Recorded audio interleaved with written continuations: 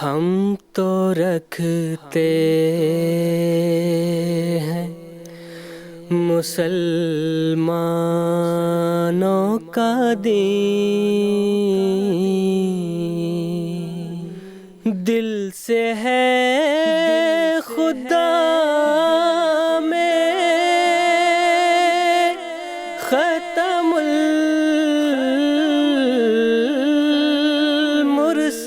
المرسلین، دل سے ہے خدا میں ختم المرسلین،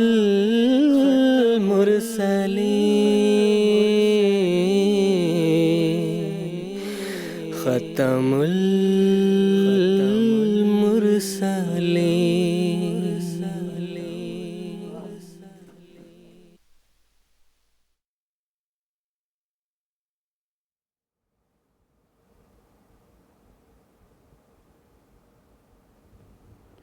اعوذ باللہ من الشیطان الرجیم، بسم اللہ الرحمن الرحیم۔ ناظرین کرام، السلام علیکم ورحمۃ اللہ وبرکاتہ۔ ناظرین، آج 16 اگست 2025 عیسوی ہفتے کا دن ہے۔ انڈیا میں اس وقت رات کے 10 بجے ہیں اور جی ایم ٹی کے مطابق اس وقت سہ پہر کے 4:30 بجے ہیں، اور ناظرین یہ وقت ہے پروگرام راہ ہدیٰ کا۔ ناظرین، قادیان دارالامان سے اپنے لائیو ڈسکشن پروگرام راہ ہدیٰ کے 4 ایپیسوڈز پر مشتمل سیریز کے ساتھ ہم آپ کی خدمت میں حاضر ہیں۔ آج کا یہ ایپیسوڈ اس سیریز کا چوتھا اور آخری ایپیسوڈ ہے۔ اس مکمل سیریز میں ہم سیدنا حضرت مرزا بشیر الدین محمود احمد صاحب خلیفۃ المسیح الثانی المصلح الموعود رضی اللہ تعالی عنہ کے پرمعارف خطاب، جسے بعد میں کتابی شکل میں شائع کیا گیا، یعنی عرفان الہی کے موضوع پر بات چیت کر رہے ہیں۔ ناظرین، جیسا کہ آپ جانتے ہیں کہ پروگرام راہ ہدیٰ لائیو ہونے کے ساتھ ساتھ ایک انٹریکٹیو پروگرام بھی ہے، یعنی ہمارے ناظرین اپنے سوالات کے ذریعہ ہمارے اس پروگرام میں شامل ہو سکتے ہیں۔ ہم اسٹوڈیو ڈسکشن کے ساتھ ساتھ اپنے ناظرین کے سوالات یہاں اسٹوڈیو میں موجود علماء کرام کے پینل میں پیش کرتے ہیں، اور ہمارے علماء کرام اسی پروگرام کے ذریعہ ہمارے ناظرین کے سوالات کے جوابات دیتے ہیں۔ ہم سے رابطے کے لیے آپ اپنی ٹیلی ویژن سکرینز پر تمام تفاصیل ملاحظہ فرما رہے ہوں گے۔ آپ ہم سے ٹیلی فونز لائن کے ذریعہ رابطہ کر سکتے ہیں، اسی طرح ٹیکسٹ میسیجز، فیکس میسیجز اور ای میل کی سہولیت بھی دستیاب ہے۔ آج کے اس ایپیسوڈ میں خاکسار کے ساتھ بات چیت کرنے کے لیے علماء کرام کا جو پینل یہاں اسٹوڈیو میں موجود ہے، میں سب سے پہلے اس کا تعارف کروا دیتا ہوں۔ محترم مولانا محمد حمید کوثر صاحب اور محترم مولانا عطاء المجیب لون صاحب آج کے ایپیسوڈ میں خاکسار کے ساتھ شریک گفتگو ہوں گے۔ میں ہر دو حضرات کا خیر مقدم کرتا ہوں۔ ناظرین، عرفان الہی حضرت مصلح موعود رضی اللہ تعالی عنہ کا ایک ایسا نایاب روحانی خزانہ ہے جس میں اللہ تعالیٰ کی معرفت کو پانے کی راہیں نہایت دل نشین انداز میں بیان کی گئی ہیں۔ یہ کتاب ہمیں بتاتی ہے کہ صرف رسمی عبادات یا ظاہری علم خدا کو پانے کے لیے کافی نہیں، بلکہ اس کے لیے ایک اندرونی انقلاب، سچائی، عاجزی، دعا اور خدا سے سچے تعلق کی ضرورت ہے۔ حضرت مصلح موعود رضی اللہ تعالی عنہ نے ایمان کو صرف عقائد کی حد تک محدود نہیں رکھا، بلکہ اسے ایک زندہ حقیقت کے طور پر پیش کیا ہے جو انسان کی زندگی کو بدل کر رکھ دیتا ہے۔ ناظرین، آج ہم اس عظیم کتاب کے چند چنیدہ نکات پر غور کریں گے اور دیکھیں گے کہ ہم اپنی زندگی میں عرفان الہی کے اس کا پیغام کو کیسے اپنا سکتے ہیں۔ اس مختصر سی تمہید کے بعد خاکسار آج کے ایپیسوڈ کا سب سے پہلا سوال محترم مولانا محمد حمید کوثر صاحب سے یہ پوچھنا چاہتا ہے کہ اللہ تعالیٰ قرآن مجید میں فرماتا ہے، یا ایھا الذین آمنوا توبوا الی اللہ توبۃ نصوحا، یعنی اے لوگو جو ایمان لائے ہو اللہ کی طرف خالص توبہ کرتے ہوئے جھکو۔ تو سوال یہ ہے کہ سیدنا حضرت مصلح موعود رضی اللہ تعالی عنہ نے جو توبہ کے لیے جو 7 ضروری امور بیان فرمائے ہیں، اس کی تفصیل بیان فرمانے کی درخواست ہے۔ جزاکم اللہ۔ بسم اللہ الرحمن الرحیم۔ بانی جماعت احمدیہ حضرت مرزا غلام احمد صاحب قادیانی نے 1890-1891 میں یہ اعلان کیا کہ اللہ تعالیٰ نے مجھے مسیح موعود و مہدی موعود بنا کر بھیجا ہے، آپ نے اپنی بعثت کی کچھ اغراض، کچھ مقاصد بیان فرمائے۔ ان میں سے ایک مقصد آپ نے یہ بیان فرمایا، وہ کام جس کے لیے خدا نے مجھے مأمور فرمایا ہے وہ یہ کہ خدا میں اور اس کی مخلوق کے رشتہ میں جو قدورت واقع ہو گئی ہے اس کو دور کر کے محبت اور اخلاص کے تعلق کو دوبارہ قائم کروں۔ انسان اور اللہ کے درمیان قدورت، دوری، بود حضرت مسیح موعود علیہ السلام کی آمد سے قبل دنیا میں یہ پیدا ہو چکا تھا۔ دنیا کا بہت بڑا حصہ دہریہ ملحد ہو چکا تھا۔ جو اپنے آپ کو مسلمان کہہ رہے تھے وہ بھی اللہ سے بہت دور قبروں، پیروں، فقیروں، مجاوروں کے قریب چلے گئے تھے۔ اسی طرح باقی مذاہب کا حال تھا۔ سیدنا حضرت مسیح موعود علیہ السلام کی یہ کوشش کہ انسان کو اللہ کے قریب، مخلوق کو اللہ کے قریب لے جانا، یہ بہت بڑا کام تھا۔ ایک سیدنا حضرت محمد مصطفیٰ صلی اللہ علیہ وسلم اور آپ کے خلفائے کرام کے بعد سیدنا حضرت مسیح موعود علیہ السلام اور آپ کے خلفائے کرام وہ عظیم الشان بزرگان تھے جنہوں نے کہ انسان کو اللہ کے قریب کیا۔ یہ کوئی معمولی بات نہیں۔ حضرت مسیح موعود علیہ السلام نے 23 مارچ 1889 کو جماعت کی بنیاد رکھی۔ اس وقت سے لے کے آج تک ہزاروں نہیں لاکھوں، بلکہ اگر میں کہوں کروڑوں تو یہ بھی مبالغہ نہیں ہوگا، جن کے وہ رشتے جو اللہ سے بالکل منقطع ہو چکے تھے ان کو دوبارہ استوار کیا، بحال کیا، اللہ کے قریب کیا۔ اللہ ان کی سننے لگا، ان کی التجاؤں کو قبول کرنے لگا اور دنیا یہ بات دیکھنے لگی۔ حضرت مسیح موعود علیہ السلام نے عہد مبارک میں بہت کوشش کی کہ انسان اللہ کے قریب ہو۔ آپ کی 80 سے زائد کتب، ملفوظات، تقاریر، مکتوبات، جگہ جگہ اس بات کا ذکر ملتا ہے۔ پھر آپ کے ہر خلیفہ نے اپنے اپنے عہد مبارک میں یہی کوشش جاری رکھی۔ اسی کوشش کا تسلسل ہے کہ سیدنا حضرت مسلم موعود رضی اللہ تعالیٰ عنہ نے بعض خطابات فرمائے۔ ان میں سے ایک ہے عرفان الہی۔ عرفان الہی کس کو کہتے ہیں؟ سب سے پہلے یہ سمجھ لینا ضروری ہے۔ جب ایک انسان اللہ کی راہ پہ چلتا ہے تو اس کو اللہ تعالیٰ کی صفات کا کچھ علم ہو جاتا ہے۔ مثلا اللہ رب العالمین، الرحمن، الرحیم، مالک، یہ اللہ کی صفات ہے۔ انہی میں سے اور قرآن مجید کا ذکر ہے غفور، تواب۔ ان صفات کے ذریعہ اللہ تک رسائی کرنا، اس کو کہتے ہیں عرفان۔ اللہ کو پہچاننا، اس کو کہتے ہیں عرفان، کہ مجھے کچھ نام تو پتہ ہیں، کچھ صفات تو پتہ ہے، ان صفات کے ذریعہ مجھے اللہ تعالیٰ تک پہنچنا ہے۔ اللہ تعالیٰ کی جو صفت اس تعلق سے بیان ہوئی ہے وہ تواب، بہت زیادہ توبہ قبول کرنے والا، اور توبہ قبول کر کے پھر بار بار رحم کرنے والا ہے۔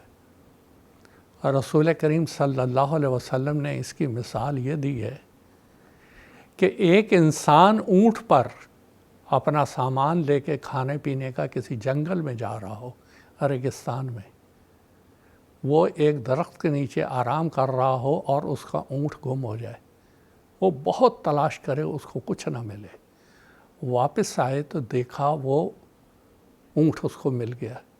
جتنی خوشی اس انسان کو ہوگی اس سے بڑھ کر اللہ تعالیٰ کو ہوتی ہے جب کوئی اس کا بندہ صحیح رنگ میں حقیقی توبہ کرتے ہوئے اللہ کی طرف رجوع کرتا ہے۔ اللہ بھی پھر اس پہ لاکھ مہربانیاں کرتا ہے۔ اب یہاں سوال پیدا ہوتا ہے، توبہ یا تواب یہ ہے کیا چیز؟ ویسے انسان کے ایک تکیہ کلام بنا ہوتا ہے، استغفر اللہ، توبہ استغفار، توبہ استغفار۔ یہ کچھ زیادہ فائدہ مند طریق نہیں ہے۔ توبہ کو پہلے سمجھنا اور اس کے مطابق حقیقی رنگ میں دل کی گہرائیوں سے توبہ نکالنا، یہ ہے سب سے اہم کام۔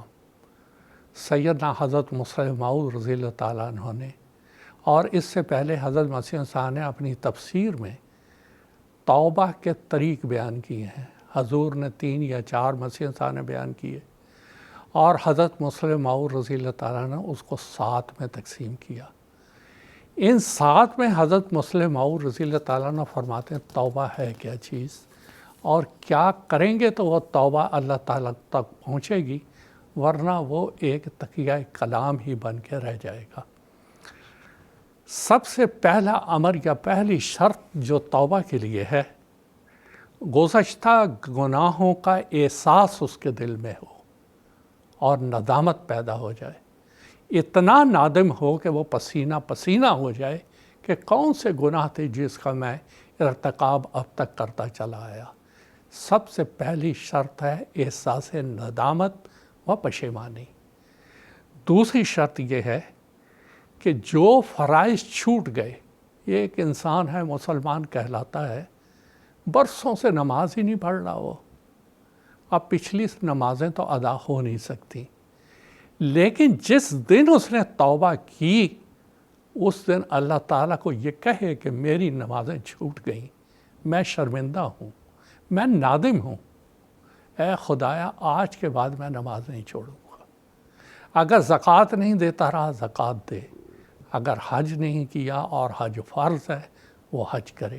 یہ دوسری شرط ہے کہ جو فرائض اس کے چھوٹ گئے اس کے اوپر احساس ندامت، اور اس کے بعد آئندہ کے لیے عہد کہ میں ان کو کبھی نہیں چھوڑوں گا۔ تیسرا، گزشتہ گناہوں کا ازالہ۔ گناہوں کا ازالہ کیا؟ جب وہ توبہ کر رہا ہے، مثال کے طور پہ کسی کی اس نے کوئی چیز چوری کی ہے، کسی کا اس نے مال چوری کیا ہے، یہ اس کو واپس کرنا ہوگا۔ یہ تیسری توبہ کی شرط ہے۔ چوتھا، اگر کسی کو دکھ پہنچایا ہے، کسی کو گالی دی ہے، کسی کو برا بھلا کہا ہے، جا کے اس سے معافی مانگنا اور اظہار معذرت کرنا۔ چھٹا، آئندہ گناہ نہ کرنے کا عہد کرنا کہ میں آئندہ گناہ نہیں کروں گا۔ یہ ہے توبۃ نصوحہ۔ نصوحہ کہتے ہیں ایسا گناہ جس کے بارے میں وہ عہد کرتا ہے کہ آج کے بعد میں اس طرف واپس نہیں جاؤں گا۔ ساتواں ہے اپنے نفس کو ہمیشہ نیکی کی طرف مائل رکھنا، برائی کا خیال دل میں نہ آنے دینا، یہ بھی توبہ کی شرائط میں سے ہے۔ حضرت مسیح موعود علیہ السلام فرماتے ہیں، یا ایھا الذین آمنوا توبوا الی اللہ توبۃ نصوحا۔ اس کے معنی ہے عزم مصمم کہ میں نے اب واپس نہیں جانا ان گناہوں کی طرف۔ اب یہاں سوال ایک اور پیدا ہوتا ہے، انسان کمزور ہے، توبہ کرتا ہے، لیکن اس کے بعد شیطان پھر اس کو رگ لگاتا ہے، پھر وہ واپس جانے کی کوشش کرتا ہے، اور اکثر انسان اسی مصیبت میں رہتے ہیں کہ توبہ کی، کچھ دن چلے، پھر شیطان نے، نفس امارہ نے پھر زور دیا، پھر واپس آ گئے۔ حضرت مسیح موعود علیہ السلام اس کا حل بتاتے ہیں کہ اس کے لیے انسان کو اللہ کی طرف رجوع کرنا ہوگا اور اللہ سے ہی دعا کرنی ہوگی، ایاک نعبد، اے میرے اللہ میں تیری اور تیری ہی عبادت کرتا ہوں، میرا نفس مجھے دھوکہ نہ دے، شیطان مجھے دھوکہ نہ دے، اس سلسلے میں میں تیری استعانت چاہتا ہوں۔ اس میں پھر ایک واقعہ جو حضرت مسلم موعود رضی اللہ تعالیٰ عنہ نے تفسیر کبیر سورہ عادیات میں بیان فرمایا ہے، وہ واقعہ بیان کرنا بہت ضروری ہے، اس سے بات اور سمجھ آ جائے گی۔ حضرت مسلم موعود رضی اللہ تعالیٰ عنہ فرماتے ہیں کہ قدیم زمانہ میں ایک صوفی بزرگ تھے، ان کے پاس 1-2 شاگرد آئے تصوف پڑھنے کے لیے، علم صوفی پڑھتے رہے۔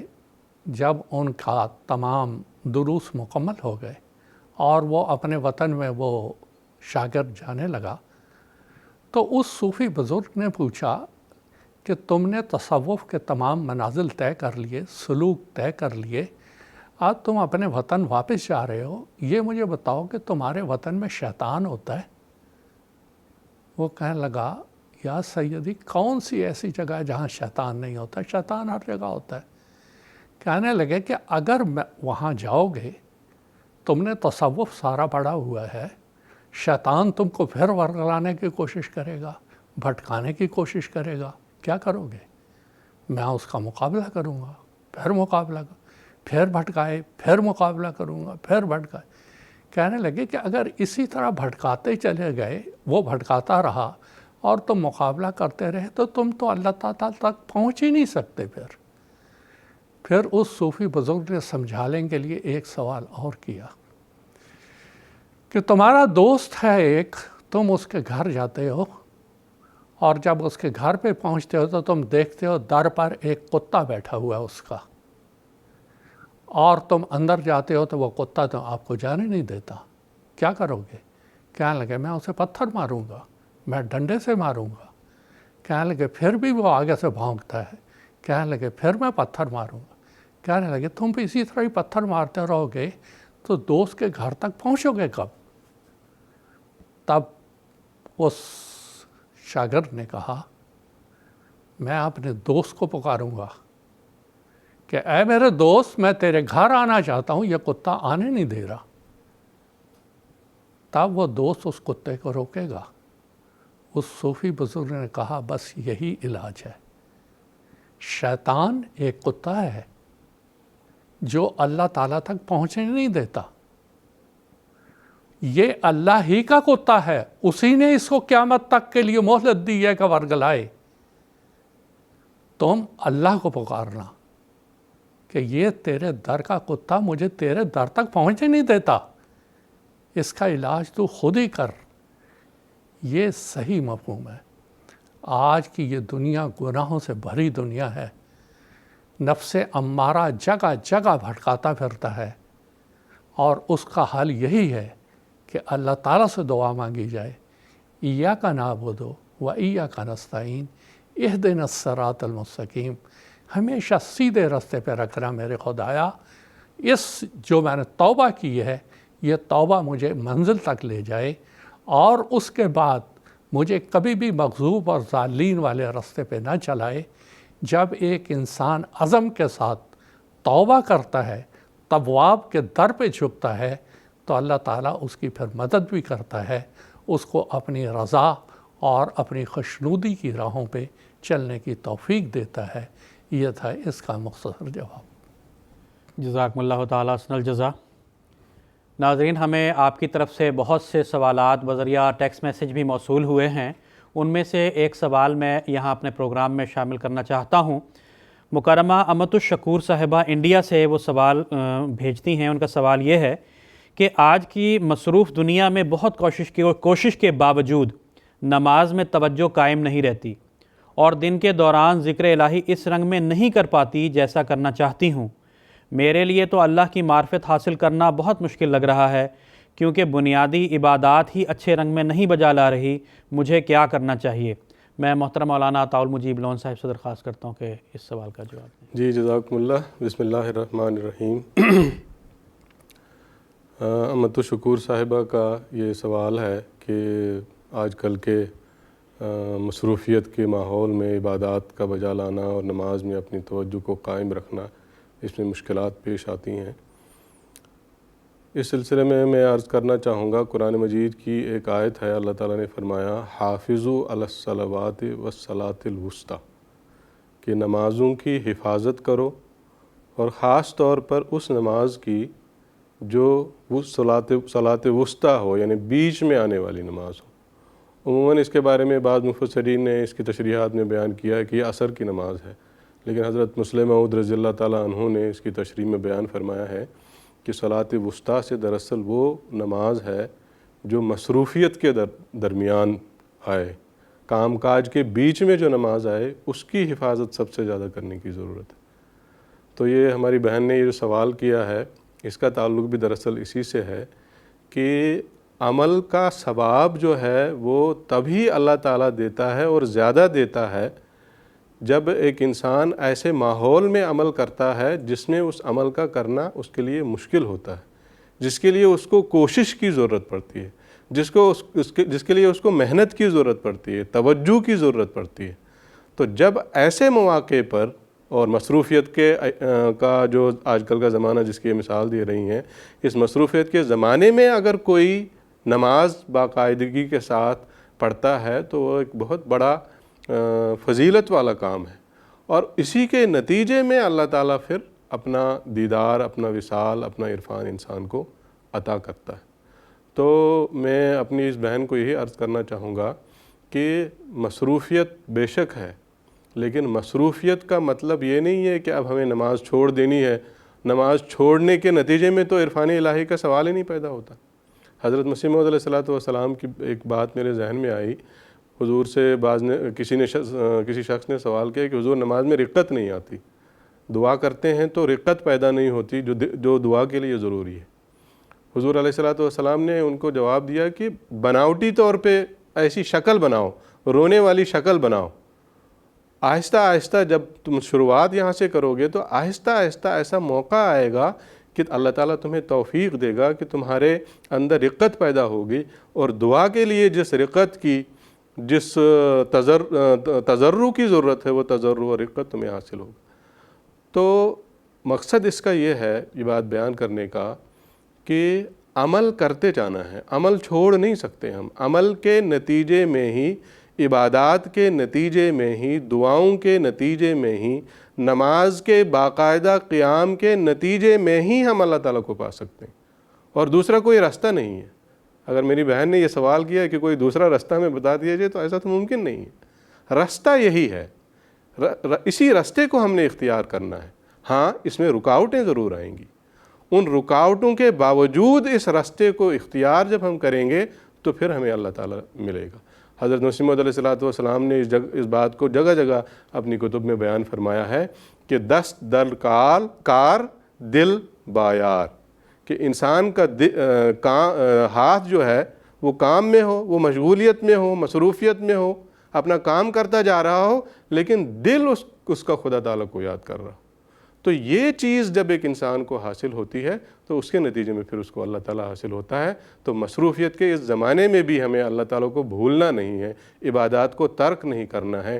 اور میں میری پیاری بہن کو یہ بتانا چاہتا ہوں کہ اس زمانے میں حضرت خلیفۃ المسیح عید اللہ تعالیٰ بن نصر العزیز سے بھی مصروف کوئی شخص ہے۔ جتنی مصروفیت آپ عید اللہ تعالیٰ بن نصر العزیز کی ہے، کوئی تصور ہی نہیں کر سکتا کہ اس سے زیادہ مصروف شخص کوئی دنیا میں ہے۔ تو کیا ہمیں اپنے پیارے امام کے نمونے کو نہیں دیکھنا چاہیے؟ کس طرح باقاعدگی کے ساتھ حضور عبادات بجا لاتے ہیں، دعائیں کرتے ہیں، ساری جماعت کے لیے کرتے ہیں، ہم میں سے ہر ایک کے لیے، ہر فرد کے لیے کرتے ہیں۔ تو یہ بہانہ تراشنا کہ مصروفیت کا زمانہ ہے، اس میں عبادات بجا لانا، نماز پڑھنا مشکل ہے، یہ ایک بہانہ ہے، دل کو دھوکہ دینے والی بات ہے۔ اس زمانے میں بھی نمازیں ادا کی جا سکتی ہیں اور کرنی چاہیے، اور اسی کے نتیجے میں ہی ہمیں اللہ تعالیٰ ملے گا، اس کے علاوہ دوسرا کوئی راستہ نہیں ہے۔ جزاکم اللہ تعالیٰ حسن الجزا۔ ناظرین، ہمارے اس پروگرام میں ایک ٹیلی فون کالر جڑے ہیں بنگلہ دیش سے۔ مکرم عارف الزمان صاحب اس وقت ٹیلی فون لائن پر موجود ہے، آئیے ہم ان کا سوال سن لیتے ہیں۔ السلام علیکم ورحمۃ اللہ، مکرم عارف الزمان صاحب۔ وعلیکم السلام ورحمۃ اللہ۔ جی عارف صاحب، آپ اپنا سوال پوچھ سکتے ہیں۔ جی، حضرت مسلم موعود رضی اللہ تعالیٰ عنہ کتاب عرفان الہی میں گناہ کی مختلف قسم کے بارے میں کیا فرمایا؟ برائے کرم کس نے روشنی ڈالی ہے؟ جزاکم اللہ۔ جزاک اللہ عارف صاحب۔ میں محترم مولانا محمد حمید کوثر صاحب سے درخواست کرتا ہوں کہ اختصار کے ساتھ اس سوال کا جواب۔ حضرت مسلم موعود رضی اللہ تعالیٰ عنہ نے اور حضرت مسیح موعود علیہ السلام نے اپنی کتب میں گناہ کے بارے میں بہت تفصیل سے بات بتائی ہے۔ سب سے پہلی بات یہ ہے کہ جس وقت ہم اردو میں لفظ گناہ کہہ رہے ہوتے ہیں، عربی میں اس کے الگ الگ الفاظ ہیں۔ مثال کے طور پہ اسم، اس کی جمع آثام آتی ہے، اس کے معنی بھی گناہ۔ ذنب من کل ذنب استغفر اللہ ربی من کل ذنب و اتوب الیہ، ذنب کے معنی بھی گناہ کے آتے ہیں۔ اس کے علاوہ سیئہ، اس کی جمع سیئات آتی ہے۔ منکر اس کی جمع منکرات ہیں۔ یہ سارے کے سارے گناہ کے لیے استعمال ہو۔ ہمارے پاس اردو اتنی محدود زبان ہے کہ یہ سارے مفہوم کے اعتبار سے سارے ہم ان کو گناہ میں سمیٹ دیتے ہیں، حالانکہ یہ ہر چیز اپنی جگہ الگ الگ ہے، اس کی تشریح الگ الگ ہے۔ بہرحال کیونکہ ان ساروں کی تفصیل تو اس وقت بتائی نہیں جا سکتی، لیکن مختصر طور پہ میں بتاتا ہوں کہ جس وقت ہم اردو میں گناہ کہتے ہیں، یہ دو طرح کے ہوتے ہیں۔ ایک ہے گناہ کبیرہ، ایک ہے گناہ صغیرہ۔ گناہ کبیرہ سے مراد یہ ہے کہ عمدن کوئی ایسا گناہ کیا جائے جس کو اللہ تعالیٰ نے منع کیا اور انسان اس کا ارتکاب کرتا ہے، یہ ہے گناہ کبیرہ جو جان بوجھ کر کیا جاتا ہے اور اس کی پھر سزا ملتی ہے اسلام میں۔ مثال کے طور پہ ایک انسان چوری کرتا ہے، شراب پیتا ہے، زناکاری کرتا ہے، یہ ساری وہ چیزیں ہیں جو کہ گناہ کبیرہ میں آتی ہیں، اور اسلام نے ان کی حد رکھی ہوئی ہے اور اس کی سزا رکھی ہوئی ہے جو ایک مجرم کو ملتی ہے، اس کے بغیر یہ معافی نہیں ہوتی ہیں، اور یہی دنیا کے قوانین ہیں۔ ایک ہے گناہ صغیرہ۔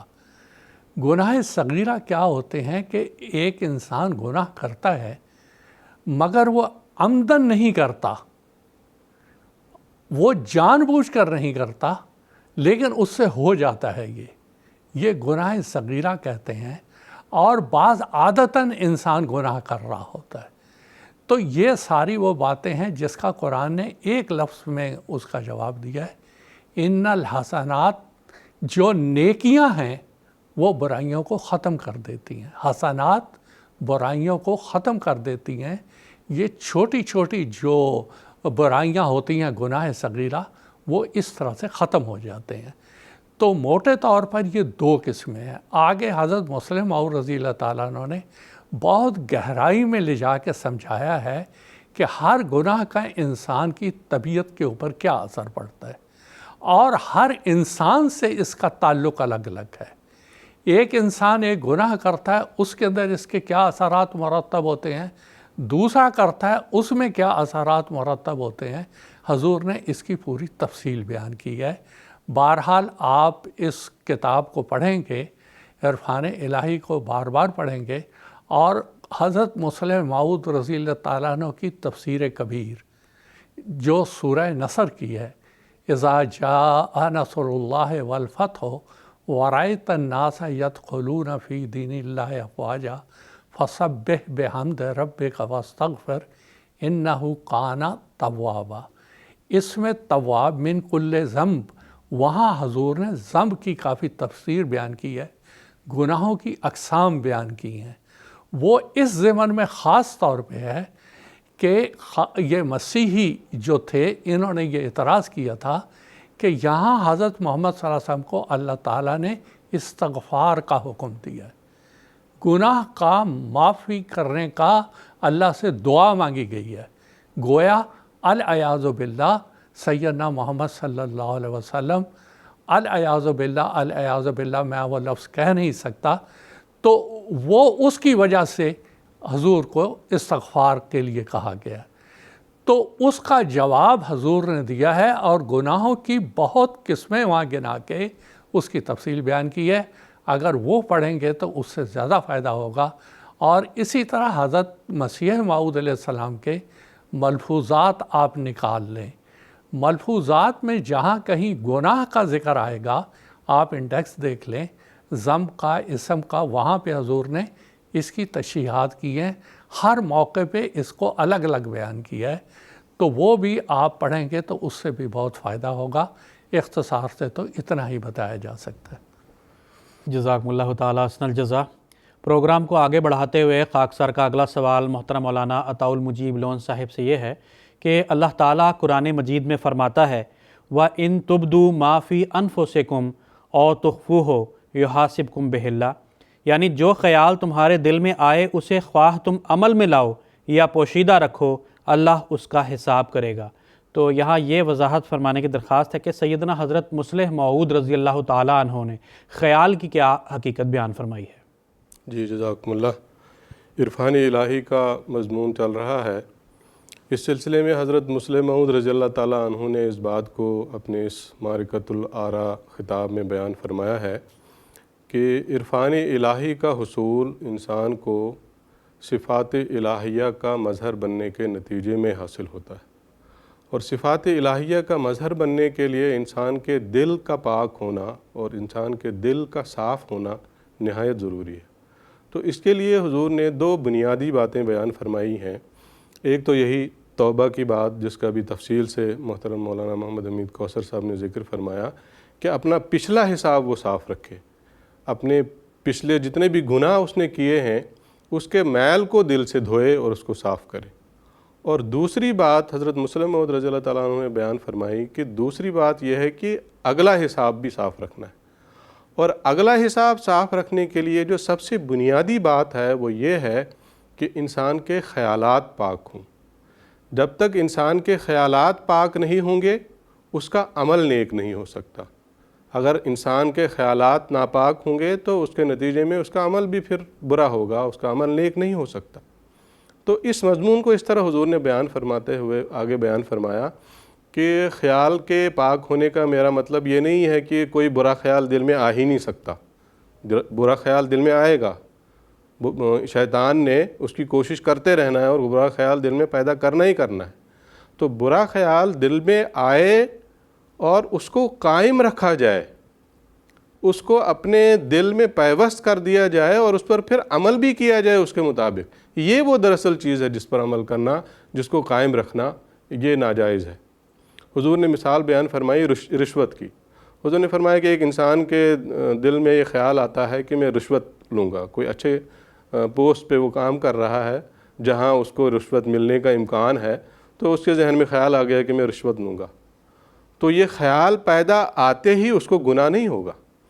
اس کے بعد اگر وہ پھر یہ سوچنا بھی شروع کر دے کہ میں مواقع پیدا کروں، کون سے موقع پر میں رشوت لوں، کس آدمی سے کتنی رشوت لوں، اس طرح کے خیالات اس کے پھر اس کے نتیجے میں پھر آگے بڑھتے چلے جائیں اور عملاً پھر وہ رشوت لینا شروع بھی کر دے، تو یہ وہ چیز ہے جو انسان کے دل کو ناپاک کر دیتی ہے اور اس کو برائیوں کی طرف مائل کر دیتی ہے۔ اس کو قائم رکھنا مناسب نہیں ہے۔ حضور نے فرمایا برے خیال آئیں گے، ان کو دور کرنا ضروری ہے، ان کو قائم نہیں رکھنا ہے۔ اور حضور نے ایک بہت ہی آسان سا طریقہ یہ بیان فرمایا کہ جب کوئی برا خیال انسان کے دل میں آئے تو اسی وقت اس کو کسی اچھے کام میں اپنے دماغ کو، اپنے دل کو، اپنے ذہن کو لگانا چاہیے۔ جب وہ ایسا کرے گا تو برا خیال خود بخود دور ہو جائے گا۔ لیکن اگر برے خیال کو دل میں آنے کے بعد پھر وہ قائم رکھے گا اور اس کے بارے میں پھر آگے اگلے پہلو بھی، اگلے سٹیپس جو ہیں وہ بھی سوچنا شروع کر دے گا، تو وہ پھر اس کو برائی کی طرف لے جائے گا۔ تو حضور نے فرمایا کہ بعض لوگ یہ بھی بیان فرمایا اسی ضمن میں حضور نے کہ بعض لوگ یہ خیال کرتے ہیں کہ خیال کی کوئی حقیقت نہیں ہے، خیال تو آیا اور گیا، دماغ کی چیز ہے، دل میں خیال آیا اور گزر گیا، کام ختم ہو گیا۔ حضور نے فرمایا یہ بات درست نہیں ہے۔ خیال ایک حقیقت ہے، ایک واقعہ ہے، ایک صداقت ہے، اور خیال بنیاد ہے عمل کی۔ حضور نے بیج کی مثال بیان فرمائی کہ بیج ایک چھوٹا سا حقیر سا ایک دانہ ہوتا ہے، جب ہم اس کو دیکھتے ہیں تو کون کہہ سکتا ہے کہ اس بیج کے اندر بہت بڑا درخت چھپا ہوا ہے، لیکن وہی بیج جب زمین میں جاتا ہے اور اس کے جو اجزاء جو بھی اس کے لیے ضروری ہوتے ہیں وہ اس کو میسر ہوتے ہیں، زمین کا مادہ وہ چوستا ہے، تو کتنا بڑا درخت بن جاتا ہے۔ بڑھ کے درخت کی حضور نے مثال بیان فرمائی کہ ایک چھوٹے سے بیج سے بڑھ کا درخت بن جاتا ہے۔ تو اسی طرح خیال کی حقیقت ہے، خیال ہی دراصل وہ بیج ہے جو آگے پھر برا عمل یا اچھا عمل بن جاتا ہے، بعض دفعہ چھوٹا، بعض دفعہ بڑا۔ تو اسی ضمن میں حضور نے فرمایا کہ اللہ تعالیٰ نے بھی قرآن مجید میں بیان فرمایا ہے کہ خیال ایک حقیقت ہے اور اس کا حساب ہوگا۔ وہی آیت جو بھی آپ نے بیان کی، حضور نے اسی آیت کا ذکر فرمایا۔ اللہ تعالیٰ فرماتا ہے وَإِن تُبْدُوا مَا فِي أَنفُسِكُمْ أَوْ تُخْفُوهُ يُحَاسِبْكُمْ بِهِ اللَّهُ، کہ جو بھی تمہارے دل میں خیال آتا ہے اس کو چاہے تم چھپاؤ یا تم ظاہر کرو، اس کا اللہ تعالیٰ تم سے حساب لے گا، مواخذہ ہوگا اس کا۔ تو اس سے بھی حضور نے فرمایا، اس سے بھی یہ بات بالکل عیاں ہو جاتی ہے، ظاہر ہو جاتی ہے کہ خیال بے حقیقت چیز نہیں ہے۔ خیال پر جب حساب ہونا ہے تو پھر تو اللہ تعالیٰ کے نزدیک بہت اہمیت ہے اس کی۔ اور پھر لیکن حضور نے یہاں پر اس آیت کے ذیل میں اس بات کو پھر بیان کیا، جیسے کہ میں نے پہلے بھی بیان کیا، کہ اس بات کو یہ یاد رکھنا چاہیے ذہن میں کہ صرف خیال کے آنے کے نتیجے میں مواخذہ نہیں ہے کہ کوئی برا خیال آ گیا اور انسان کا پھر اسی سے مواخذہ ہو، قیامت کے روز پھر اس کا حساب کتاب اس پر شروع ہو جائے کوئی برا خیال آتے ہی۔ حضور نے فرمایا ایسی بات نہیں ہے، برا خیال کو جب ہم عمل میں ڈالتے ہیں تو پھر اس کا مواخذہ ہوتا ہے، لیکن چونکہ وہ خیال ہے تو پھر اس کا ذکر اللہ تعالیٰ نے قرآن مجید میں اس آیت میں بیان فرمایا کہ برا خیال ہو یا اچھا خیال ہو، وہ جب آئے اور پھر اسی کا چونکہ وہ وہی عمل کی بنیاد ہے، نیک عمل کی بھی اور برے عمل کی بھی، اس لیے اس کا مواخذہ ہوگا۔ لیکن برے خیال کا مواخذہ اس وقت ہوگا جب وہ عمل میں تبدیل ہوگا۔ حضور نے یہاں پر حضرت نبی اکرم صلی اللہ علیہ وسلم کی ایک حدیث کا بھی ذکر فرمایا جو بخاری کتاب الرقاق کی حدیث ہے۔ حضور نے حدیث کے الفاظ تو نہیں بیان فرمائے، اس کا مفہوم بیان فرمایا ہے۔ میں نے اس حدیث کو نوٹ بھی کیا ہے، میں اس کے الفاظ بیان کرتا ہوں۔ حضرت صلی اللہ علیہ وسلم فرماتے ہیں، اور یہ حدیث میں آتا ہے کہ جب یہ آیت نازل ہوئی تو صحابہ کرام رضوان اللہ علیہم اجمعین حضور صلی اللہ علیہ وسلم کے پاس تشریف لے گئے اور عرض کی کہ حضور اس طرح کی آیت نازل ہوئی تو اگر ہر خیال پر ہمارا حساب ہوگا تو بعض دفعہ تو برے خیال خود بخود دل میں آ جاتے ہیں، تو پھر کیا ہوگا؟ تو حضور صلی اللہ علیہ وسلم نے اس کا جواب ارشاد فرمایا، من ہم بحسنۃ فلم یعملھا کتبہ اللہ لہ عندہ حسنۃ کاملۃ، کہ جو کوئی نیک ارادہ کرتا ہے، نیک خیال جس سے کسی کے دل میں آتا ہے، نیک عمل کا خیال، اور اس کو نہیں کر پاتا تو اللہ تعالیٰ اس کو ایک نیکی دیتا ہے۔ فَإِنْ هُوَ ہَمَّ بِهَا فَعَمِلَهَا فَكَتَبَهَا اللَّهُ لَهُ عِنْدَهُ عَشْرَ حَسَنَاتٍ إِلَىٰ 700 ضِعْفٍ إِلَىٰ أَضْعَافٍ كَثِيرَةٍ، اور اگر اس نیک خیال کو پھر عملی جامہ بھی پہناتا ہے تو پھر اس کے نتیجے میں اس کو 10 سے 100 گنا ثواب اللہ تعالیٰ عطا کرتا ہے، بلکہ بعض دفعہ اسے بھی بڑھا کر دیتا ہے۔ اور پھر آگے حضور صلی اللہ علیہ وسلم نے فرمایا، وَمَنْ ہَمَّ بِسَیِّئَةٍ فَلَمْ يَعْمَلْهَا كَتَبَهَا اللَّهُ لَهُ عِنْدَهُ حَسَنَةً كَامِلَةً، کہ اگر کسی کے دل میں برا خیال آئے اور اس برے خیال کے نتیجے میں اس کے نتیجے میں کوئی برا عمل نہ کرے، اس پر عمل نہ کرے اس برے خیال کے نتیجے میں، تو اس کے نتیجے میں بھی اس کے حق میں ایک نیکی لکھی جائے گی۔ اور پھر آگے فرمایا، فَإِنْ هُوَ ہَمَّ بِهَا فَعَمِلَهَا كَتَبَ اللَّهُ لَهُ سَیِّئَةً وَاحِدَةً، اور اگر برے خیال کے نتیجے میں پھر عمل بھی کیا تو پھر اس کے کھاتے میں ایک گناہ لکھ دیا جاتا ہے۔ اور تو اس سے ہمیں اس حدیث سے یہ واضح طور پر پتہ لگ جاتا ہے کہ صرف برا خیال آنے کے نتیجے میں اس کا مواخذہ نہیں ہوگا، برے خیال پر عملی جامہ اس کو پہنانے کے نتیجے میں اور برا عمل کرنے کے نتیجے میں ہی اس کا مواخذہ ہوگا۔ حضرت مسیح موعود علیہ السلام کی ایک حکایت جو ایک لطیفے کے رنگ میں بھی ہے، حضرت مسلم موعود رضی اللہ تعالیٰ عنہ نے بیان فرمائی ہے، وہ بھی بیان کر کے اپنی بات کو ختم کرتا ہوں۔ ایک شخص کسی باغ سے آم کی ٹوکری لے کے جا رہا تھا، تو اس کے مالک نے اس کو پکڑا کہ کہاں آم، میرے باغ کے سے آم چرا کے لے کے جا رہے ہو تم؟ تو اس نے جواب دیا، نہیں پہلے میری بات سنو۔ اس نے کہا ٹھیک ہے بتاؤ کیا بات ہے؟ اس نے کہا کہ ایک بہت تیز آندھی چل رہی تھی تو وہ آندھی اٹھا کے مجھے تمہارے باغ میں لے آئی اور میں پیڑوں کے اوپر گرا، میں نے ہاتھ پاؤں مارے تو کچھ آم گر گئے، نیچے ٹوکری تھی وہ سارے آم جو ہے وہ ٹوکری میں جمع ہو گئے، تو میں ٹوکری اٹھا کے اب لے کے جا رہا ہوں، تو اس میں میرا اب کیا قصور ہے؟ تو باغ کے مالک نے کہا چلو ٹھیک ہے، تمہاری ساری باتیں ٹھیک ہیں، آندھی تمہیں لے آئی اور آم جو ہے اس طرح جمع ہو گئے، لیکن اس ٹوکری کو تمہارے سر پہ کس نے رکھا؟ یہ ٹوکری جو تم گھر لے کے جا رہے ہو یہ تو خود بخود تمہارے سر پہ نہیں آئی، تو یہ تو تم نے جان کے تم ٹوکری سر پہ رکھ کے آپ چوری کر کے لے کے جا رہے ہو اپنے گھر۔ تو اس کے جواب میں اس نے بس صرف وہ تو شرمندہ ہی ہونا تھا، وہ شرمندہ ہوا اور کہنے لگا کہ میں بھی یہی سوچ رہا تھا کہ یہ ٹوکری میرے سر پہ کیسے آئی۔ تو سمجھانے کی بات دراصل یہ ہے کہ انسان جب اس کے دل میں کوئی برا خیال آتا ہے تو اس کے نتیجے میں اس کا مواخذہ نہیں ہوتا، لیکن جب وہ اس برے خیال کو عملی جامہ پہناتا ہے، اس کے نتیجے میں پھر عمل بھی ویسا کرتا ہے تو پھر اس کا مواخذہ ہوتا ہے۔ اور اگر اس طرح کے خیالات کو اپنے دل میں انسان قائم رکھتا ہے برے خیالات کو، تو پھر اس کا دل صاف نہیں رہ سکتا، اس کا دل پاک نہیں رہ سکتا، اس سے نیک اعمال نہیں ہو سکتے، اور اس کے نتیجے میں پھر اس کو عرفان الہی حاصل نہیں ہو سکتا۔ یہ دراصل اس بات کا خلاصہ ہے کہ خیالات کا پاک ہونا کیوں ضروری ہے اور اس کی کیا حقیقت ہے۔ جزاکم اللہ تعالیٰ حسن الجزا۔ موضوع کی مناسبت سے خاکسار کا اگلا سوال محترم مولانا محمد حمید کوثر صاحب سے یہ ہے کہ سیدنا حضرت محمد مصطفیٰ صلی اللہ علیہ وسلم کی بعثت کے جو مقاصد ہیں ان میں سے ایک عظیم مقصد انسانوں کا تزکیہ نفس کرنا ہے۔ سیدنا حضرت مسلم موعود رضی اللہ تعالیٰ عنہ نے اس کے کیا طریق بیان فرمائے ہیں، وہ کچھ بتائیں۔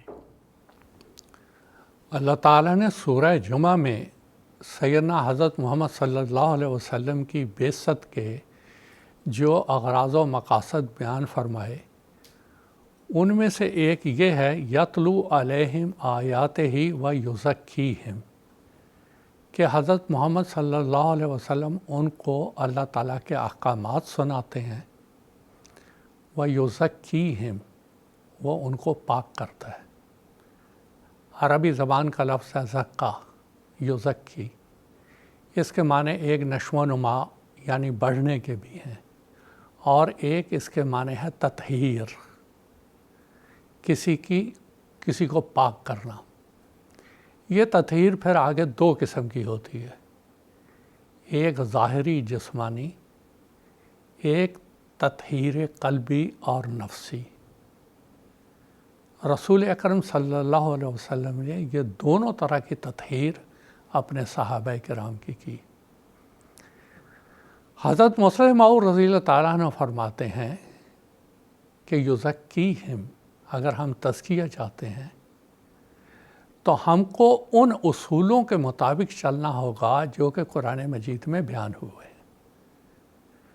تبھی یہ تطہیر باقی رہے گی۔ اگر ہم نے اس کو چھوڑا، اگر ہم اس سے الگ ہوئے، یہ تطہیر باقی نہیں ہوگی۔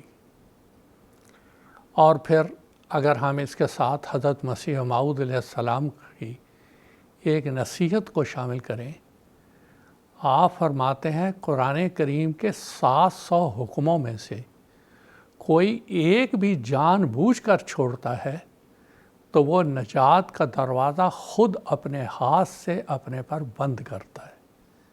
یہ تزکیہ ہے۔ اگر خود بند کر لیتا کہاں سے تزکیہ ہوگا اس کا؟ تو حضرت مسلم موعود رضی اللہ تعالیٰ عنہ فرماتے ہیں کہ اس کو ان اصولوں کو اپنانا ہوگا، اس کے مطابق چلنا ہوگا، اس کے اندر حجتیں نہیں پیدا کرنی ہوں گی۔ دیکھیں، جس وقت ہم تزکیے کی بات کر رہے ہیں، عصر حاضر میں سیدنا حضرت مسیح موعود علیہ السلام کا بھی اللہ تعالیٰ نے یہی کام بتایا ہے۔ آپ حضرت محمد صلی اللہ علیہ وسلم کے بعثت ثانیہ کے مظہر ہیں، اور اسی کے نتیجے میں یہ سارے کام جو سورہ جمعہ میں بتائے گئے یہ آپ نے بھی کیے اور آپ کے خلفاء بھی کرتے آئے۔ آج کے دور میں، آج جب ہم خلافت خامسہ کے بابرکت دور میں سے گزر رہے ہیں، میں بڑے ادب سے اپنے افراد جماعت، احباب جماعت اور بچوں کو اور نوجوانوں کو کہوں گا کہ سیدنا حضرت خلیفۃ المسیح خامس نصرہ اللہ نصرا عزیزہ ورچوئل میٹنگز میں جو تطہیر کرتے ہیں اس کی طرف خاص طور پہ توجہ دیں۔ وہ تطہیر قلبی کے لیے وہ نصائح انتہائی ضروری ہیں عصر حاضر میں، چاہے وہ بچیوں کے سوالات کے جوابات ہوں، چاہے وہ بچوں کے ہوں، مجالس عاملہ کے ہوں، جب بھی سوالات ہوتے ہیں حضور اس کے جواب دیتے ہیں اور وہ سارے کے سارے دل میں اترتے ہیں، اور یہ وہ معنی ہے یزکیہم، وہ ان کو پاک کرتا ہے۔ وہ تطہیر اور تزکیہ کا کام ہر خلیفہ وقت نے کیا، اور عصر حاضر میں خلیفۃ المسیح خامس نصرہ اللہ نصرا عزیزہ یہ فریضہ ادا کر رہے ہیں۔ ضرورت اس بات کی ہے کہ اس کو دیکھا جائے، اس کو سمجھا جائے، اور اس کے بعد اس کو دل دماغ میں اتارا جائے۔ بڑے ادب سے میں یہ عرض کرتا ہوں کہ قرآن مجید کی آخری صورت ہے، اس میں ایک لفظ آتا ہے خناس۔ युवस्विसु, वो हमेशा वसवसा डालता है और ख़ुद पीछे हट जाता है। आखिरी सूरत ख़त्म हो गई। ये जो खन्नास का वसवसा है ना, आज बुरी तरह से यूरोप और दज्जाल ने फैला के रखा हुआ है, और उसकी तत्हीर के लिए फ़कत इलाज और तरियाक हज़रत खलीफतुल मसीह खामिस नसरहुल्लाह की ये नसाए हैं, और उसके बाद हज़रत मसीह मऊद अलैहिस्सलाम की तसनीफ़ात और कुरान मजीद अगर गौर से पढ़ा जाए तो खन्नास के ये जो फितना है उससे तभी बचा जा सकता है। हज़रत मसीह रसूल करीम सल्लल्लाहु अलैहि वसल्लम के दौर में तज़किया और तत्हीर कैसे हुई? हज़रत मसीह मऊद अलैहिस्सलाम फरमाते हैं कि आपने एक वहशी कौम को इंसान बनाया, इंसान से उसको बाखुदा इंसान बनाया। आप अपने एक अरबी शेर में फरमाते हैं, अहयता अमवातल कुरून बेजलवतिन माज़ा युमासिलो का बेहाज़ शानी, कि तूने सदियों के जो मुर्दा थे उनको तूने ज़िंदा कर दिया। फिर आप फरमाते हैं, तारकुल गबू का व बद्दलू मिन ज़ौक़ ही ज़ौक़ दुआए बे लैलत लहज़ानी, कि ये जो 5 वक्त शराब पीते थे तूने वो शराब उनको छुड़ाई और ये रात को तहज्जुदें पढ़ने लग पड़े। इससे बड़ी तत्हीर क्या हो सकती है? ये हज़रत मोहम्मद सल्लल्लाहु अलैहि वसल्लम ने तत्हीर की, इनका तज़किया किया। अब एक यानी जो हज़रत मसीह सल्लल्लाहु अलैहि वसल्लम ने तत्हीर और तज़किये का काम किया, युज़क्कीहिम का जो फरीज़ा अदा किया और वो अभी तक उसका तसलसल चला आ रहा है, उसकी सिर्फ मैं एक मिसाल बयान करता हूँ। हज़रत मसीह सल्लल्लाहु अलैहि वसल्लम के एक सहाबी थे, हज़रत मियाँ मोहम्मद दीन साहब, खारियाँ गुजरात के थे। आप उन खुशकिस्मत शख्सियात में से हैं जो कि 313 सहाबा में आपका नाम शामिल है, और फिर आप 313 दरवेशान किराम में भी आपका नाम शामिल है। यहाँ बहश्ती मकबरा कादियान में दफन है। वो बयान करते हैं कि मैं एक पटवारी, गर्दौर और इस फील्ड का आदमी था।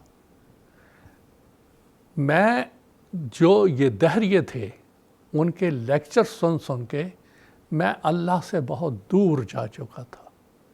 इस्लाम, अल्लाह क्या है, मुझे कुछ भी पता नहीं था और ना मैं इनको देखना चाहता था। किसी एक शख्स ने मुझे कहा कि आप इतनी किताबें पढ़ते हैं, ये बराहीन अहमदिया है, ये भी पढ़ लें। कहते मैंने वो बराहीन अहमदिया ले ली, और बराहीन अहमदिया पढ़ने के बाद जब मैंने उसको पढ़ना शुरू किया, सफ़ा 90 पे पहुँचा, मेरी सारी दहरियत काफूर हो गई, कुछ भी नहीं रहा। और उसके बाद जब सफ़ा 149 वगैरह पे पहुँचा, मुझे अल्लाह की तरफ एक कशिश पैदा हुई। सर्दियों के जनवरी के दिन थे, कोई पानी नहीं था, एक घड़े में ठंडा पानी था, मैंने उससे नहाया और नहाने के बाद मैं अल्लाह के दरबार में खड़ा हो गया। और फिर मेरी नमाज क्या थी, वो अल्लाह ताला तक पहुँचने का एक ज़रिया था। आप फरमाते हैं बराहीन अहमदिया क्या है? दहरियत के जहर का एक तरियाक। आप फरमाते हैं ये तिश्ना रूहों के लिए आब हयात बहर ज़खार है। ये है वो जो कि युज़क्कीहिम, कि वो तज़किया करेगा। तज़किया हज़रत मसीह मऊद अलैहिस्सलाम ने इस तरह से फरमाया। बार बार आप तज़किये का ज़िक्र आता है। अभी एक सवाल हुआ कि नमाज में वसाफ़िज़ आते हैं, एक बड़ी मुसीबत है। इसके बारे में हज़रत मुंशी ज़फ़र अहमद साहब कपूरथलवी रज़ी ताला अन्हु बयान करते हैं कि हज़रत मसीह मऊद अलैहिस्सलाम एक दफ़ा जलंधर में क़याम पज़ीर थे। वहाँ एक मजलिस लगी हुई थी, तो मेरे दिल में ख़्याल आया कि अहलुल्लाह इंसान के दिल की बात को जान लेते हैं। तो मेरे दिल में एक बात है, देखते हैं मसीह साहब उसका क्या जवाब देते हैं। مسیح انسان تقریر کر رہے تھے، ایک دم تقریر کرتے کرتے آپ منشی صاحب کی طرف متوجہ ہوئے، اور منشی صاحب نے جو سوال اپنے دل میں رکھا تھا وہ یہ کہ میں جب نماز پڑھتا ہوں وسافس مجھے تنگ کرتے ہیں، تو اس کا کیا علاج ہے؟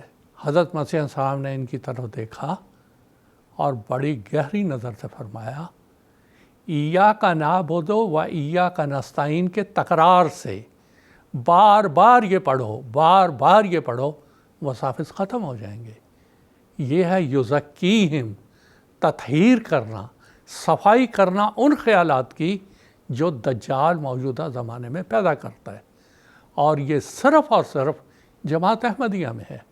آج مخالفین احمدیہ جو کہہ لیں کہہ دیں، ان کو جو ان کے منہ میں آتا ہے کہتے چلے جائیں، مگر یہ تذکیر، تطہیر اور تزکیے کا کام یہ صرف اور صرف حضرت مسیح موعود علیہ السلام اور آپ کے خلفاء نے کیا، اور عصر حاضر میں حضرت خلیفۃ المسیح خامس اید اللہ تعالیٰ بن العزیز فرما رہے ہیں، اللہ تعالیٰ آپ کی صحت میں اور عمر میں برکت دے، اور جماعت کو آپ کی نصائح سے استفادہ کرتے ہوئے عرفان الہی کے منازل کو طے کرنے کی توفیق عطا فرمائے۔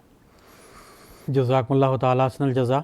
پروگرام کا اگلا سوال خاکسار محترم مولانا طاؤل مجیب لون صاحب سے پوچھنا چاہتا ہے کہ سیدنا حضرت عمر رضی اللہ تعالیٰ عنہ کا قول ہے کہ حاسبوا انفسکم قبل ان تحاسبوا، یعنی تم اپنا محاسبہ کرو قبل اس کے کہ تمہارا محاسبہ کیا جائے۔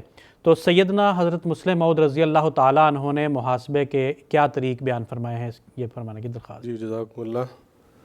عرفان الہی کے ضمن میں تزکیہ نفوس کا بھی ذکر ہوا، اسی ضمن میں حضرت مسلم موعود رضی اللہ تعالیٰ عنہ نے اپنے اس خطاب میں اس حوالے سے بھی بیان فرمایا ہے کہ انسان کا اپنے نفس کا محاسبہ کرنا بھی تزکیہ نفس کے لیے نہایت ضروری ہے۔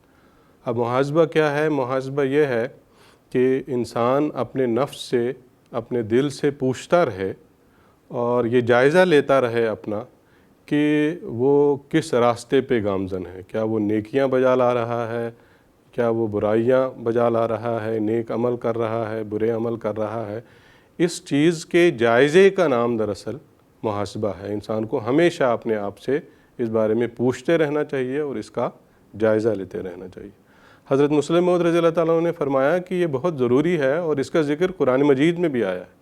حضرت مسلم موعود رضی اللہ تعالیٰ عنہ نے قرآن مجید کی آیت سورہ المجادلہ کی آیت نمبر 7 کا ذکر فرمایا، جس میں اللہ تعالیٰ فرماتا ہے یوم یبعثہم اللہ جمیعا فینبئہم بما عملوا احصاہ اللہ ونسوہ، کہ جب اللہ تعالیٰ ان کو مبعوث کرے گا سب کے سب کو، اور فینبئہم بما عملوا، اور پھر ان کو بتائے گا ان کاموں کے بارے میں جو انہوں نے کیے۔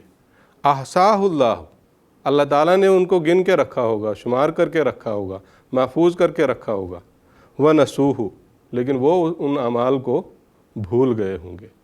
یعنی دنیا میں رہتے ہوئے جن اعمال کا انہوں نے حساب رکھنا چاہیے تھا، جن اعمال کے بارے میں ان کو جائزہ لیتے رہنا چاہیے تھا کہ ہمیں کیا اعمال کرنے چاہیے، کیا نہیں کرنے چاہیے، اس کے بارے میں وہ بھول گئے ہوں گے۔ سارے لوگ ایسے نہیں ہوں گے۔ جن لوگوں کی مثال اللہ تعالیٰ نے قرآن مجید کی آیت میں بیان فرمائی، اس میں اس بات کا ذکر ہے۔ حضرت مسلم موعود رضی اللہ تعالیٰ عنہ نے فرمایا کہ اس سے ہمیں پتہ لگتا ہے کہ ہمیں اپنے اعمال کا حساب رکھنا ہے۔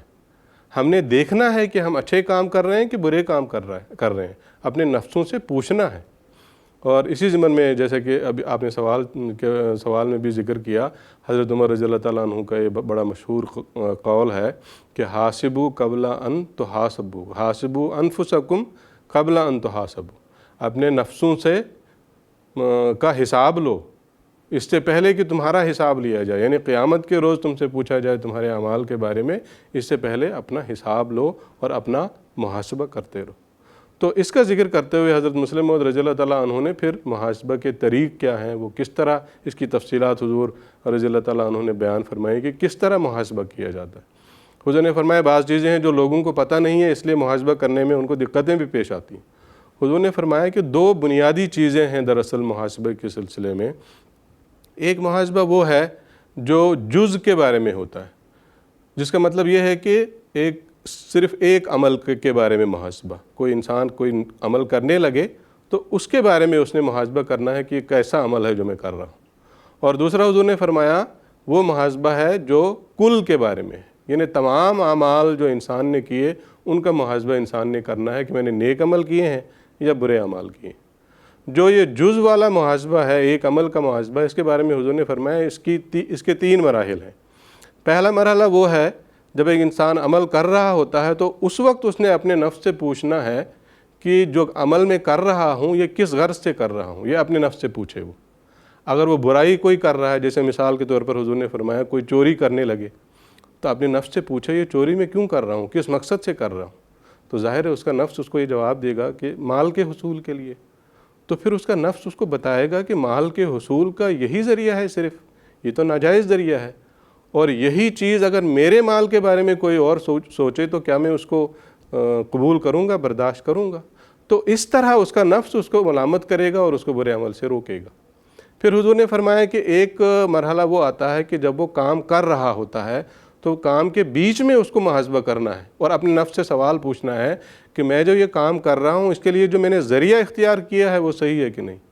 بعض دفعہ انسان نیک کام بھی کر رہا ہوتا ہے لیکن ذرائع غلط استعمال کرتا ہے. تو یہ سوال جب انسان اپنے نفس سے پوچھے گا، غلط ذریعہ استعمال کر رہا ہوگا تو اس کا نفس ملامت کرے گا. حضور نے فرمایا پھر تیسرا مرحلہ وہ ہے جب عمل کے اختتام پر آتا ہے، عمل ختم ہونے کے بعد، اور وہ یہ ہے کہ انسان اپنے نفس سے یہ پوچھے کہ میں نے جو یہ کام کیا ہے اس کا نتیجہ کیا نکلا. اگر اس کا نتیجہ برا نکلا اور اس کے نتیجے میں اس کے اندر تکبر پیدا ہوا تو پھر یہ نیک عمل نہیں ہوا، یہ پھر برا عمل ہوا. تو پھر وہ اس کا نفس اس کو ملامت کرے گا کہ یہ تو برا عمل تھا. بے شک نیک عمل کیا میں نے، لیکن اس کا نتیجہ چونکہ برا نکلا اس لیے وہ عمل بھی برا ہو گیا.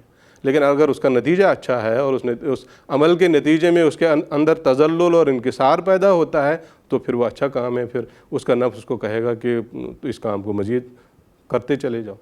تو یہ تو ہو گیا جز کے بارے میں محاسبہ. پھر کل کے بارے میں محاسبہ بھی حضور نے فرمایا کہ بہت سارے اعمال کو اکٹھا تو انسان نہیں سوچ سکتا کہ کیا کیا کیا کیا کام میں نے کیے ہیں. تو اس کے لیے ضروری ہے کہ وہ تقسیم کرے. اللہ تعالیٰ کے بارے میں کون سے اعمال ہیں، نفس کے بارے میں کون سے اعمال ہیں، لوگوں کے بارے میں کون سے اعمال ہیں، اس طرح ان کی جز بندی کرے، تقسیم کرے اور پھر ان کے بارے میں سوچے. اور پھر حضور نے، چونکہ وقت مختصر ہے میں زیادہ تفصیل میں نہیں جاؤں گا، ایک بہت ہی آسان ذریعہ جو ہم سب کو اختیار کرنا چاہیے حضور نے بیان فرمایا کہ سب سے آسان ذریعہ محاسبہ کا اور اپنے دل سے سوالات پوچھنے کا وہ یہ ہے کہ انسان قرآن مجید کا مطالعہ کرے. قرآن مجید کا باقاعدگی سے مطالعہ کرے جتنا اس کو توفیق اللہ تعالیٰ دے، اور اس میں پھر نشان لگائے، اوامر پر نشان لگائے، نواہی پر نشان لگائے کہ کون سا امر ہے جو میں کر رہا ہوں، کون سا نہیں ہے جو میں کر رہا ہوں یا نہیں کر رہا ہوں. تو جب نشان لگائے اور غور کرتا رہے اور اپنے نفس سے پوچھتا رہے تو اس کے نتیجے میں اس کے نفس کا محاسبہ ہوگا. اور حضور نے ضمن میں فرمایا کہ قرآن مجید ایک انجینئر ہے جو روحانیت کی عمارت کو مکمل کرنے کے لیے ضروری ہے. اس لیے قرآن مجید کا باقاعدگی کے ساتھ مطالعے اور احکام اور اوامر اور نواہی پر نشان اور پھر اپنے نفس کے بارے میں سوال کرتے رہنا اور غور کرتے رہنا، یہ سب سے آسان طریقہ ہے اپنے نفس سے سوال کرنے کا اور اپنا محاسبہ کرنے کا. جزاکم اللہ تعالیٰ حسن الجزا. ناظرین، اس کے ساتھ ہی ہمارے آج کے اس ایپیسوڈ کے اختتام کا وقت ہوا چاہتا ہے. پروگرام کے اختتام پر خاکسار سیدنا حضرت اقدس مسیح موعود علیہ السلام کا ایک اقتباس پیش کرے گا. حضرت مسیح موعود علیہ السلام فرماتے ہیں، اللہ تعالیٰ کے ساتھ ایسا تعلق قوی اور محبت صافی تب ہو سکتی ہے جب اس کی ہستی کا پتہ لگے. دنیا اس قسم کے شبہات کے ساتھ خراب ہوئی ہے. بہت سے تو کھلے طور پر دہریہ ہو گئے ہیں اور بعض ایسے ہیں جو دہریہ تو نہیں ہوئے مگر ان کے رنگ میں رنگین ہیں اور اسی وجہ سے دین میں سست ہو رہے ہیں. اس کا علاج یہی ہے کہ وہ اللہ تعالیٰ سے دعا کرتے رہیں تا ان کی معرفت زیادہ ہو اور صادقوں کی صحبت میں رہیں جس سے وہ اللہ تعالیٰ کی قدرت اور تصرف کے تازہ بتازہ نشان دیکھتے رہیں.